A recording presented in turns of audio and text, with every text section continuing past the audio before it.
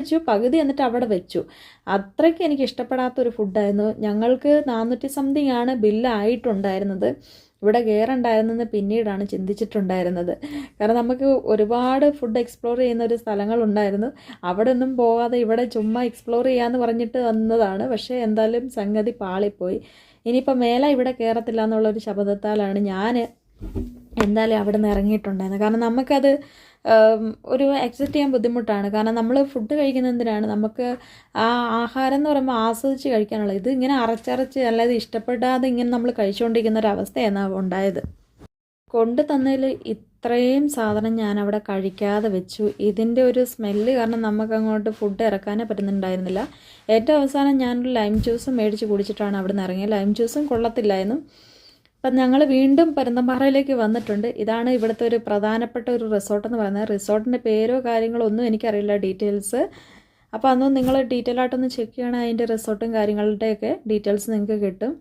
അപ്പം നല്ലൊരു വ്യൂ തന്നെ കിട്ടിയിട്ടുണ്ടായിരുന്നു. പിന്നെ ഞങ്ങൾ ഇവിടെ നേരെ പിടിച്ചിട്ടുണ്ടായിരുന്നു നമ്മളുടെ പരുന്തുംപാറയിൽ നിന്നും സത്രം പോകുന്നൊരു റൂട്ടുണ്ട്, അങ്ങോട്ടേക്കാണ് നമ്മൾ പിടിച്ചിട്ടുണ്ടായിരുന്നത്. അപ്പോൾ ഈ ഒരു വഴിയെന്ന് പറയുമ്പോൾ അധികം ആർക്കും ഒന്നും അറിയത്തില്ല. ആ സത്രം പോകുന്ന റൂട്ടിൽ കയറി കഴിഞ്ഞിട്ട് നേരെ വണ്ടിപ്പെരിയാറ്റിലേക്ക് വീണ്ടും അവിടെ നിന്നൊരു റോഡ് തിരിയുന്നുണ്ട്. അപ്പോൾ ഈ ഒരു റോഡെന്ന് പറയുമ്പം സംഗതി അടിപൊളിയാണ്. ഇതുവരെ എക്സ്പ്ലോർ ചെയ്യാത്തവർക്ക് എക്സ്പ്ലോർ ചെയ്യാമെന്നാണ്. ഇവിടെ വന്നു കഴിഞ്ഞപ്പോഴാണ് എൻ്റെ അമ്മോ നല്ല റൂട്ടും അതുപോലെ കോടമഞ്ഞ് ഇറങ്ങിയത് കണ്ടോ, നമ്മുടെ വണ്ടി കിടക്കുന്നുണ്ടോ. ഇതാണ് നമ്മുടെ ആ ഒരു പ്രകൃതി രമണീയമായിട്ടുള്ളൊരു കാഴ്ച തന്നെ നമുക്ക് കാണാൻ പറ്റുന്നുണ്ട്. അപ്പോൾ ഞങ്ങൾ വന്നിറങ്ങിയപ്പോൾ തന്നെ ഭയങ്കര മഴയായിരുന്നു. ഇടയ്ക്ക് മഴ പെയ്യും, ഇടയ്ക്ക് മഞ്ഞ് വരും, ഇടയ്ക്ക് വെയിൽ വരും. ഈ ഒരു 3 കാലാവസ്ഥയും മാറി മാറിയാണ് വന്നിട്ടുണ്ടായിരുന്നത്.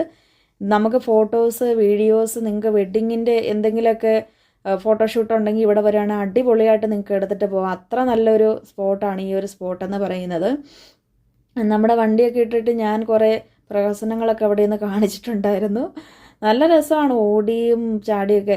പിന്നെ ഇവിടെ നമ്മൾ അത്യാവശ്യമായിട്ട് ശ്രദ്ധിക്കേണ്ട ഒരു കാര്യം എന്ന് വെച്ചാൽ പുലിയോ കടുവയോ എന്തോ ഒരു സംഭവം ഇറങ്ങിയിട്ടുണ്ടെന്ന് പറഞ്ഞിട്ടുണ്ടായിരുന്നു. ഇവിടെയല്ല, ഇതിനപ്പുറം കുറച്ച് വേറൊരു സ്പോട്ടിലാണ്. കാരണം ഇവിടെ അങ്ങനെ അധികം ആൾക്കാരൊന്നുമില്ല. പിന്നെ ഞങ്ങളവിടെ നിന്ന് കുറേ ഫോട്ടോസൊക്കെ എടുത്തുകൊണ്ടിരുന്നപ്പോഴാണ് ഞങ്ങൾ വന്നു കഴിഞ്ഞപ്പോൾ കുറേ ആൾക്കാർ ഞങ്ങളുടെ എൻ്റെ ബാക്കിൽ നോക്കിയാൽ തന്നെ അറിയാം നിങ്ങൾക്ക് എത്രത്തോളം ആൾക്കാരുണ്ടെന്ന്. അപ്പോൾ അവരൊക്കെ വന്ന് കുറേ ഫോട്ടോസും വീഡിയോസൊക്കെ എടുത്തിട്ടുണ്ടായിരുന്നു.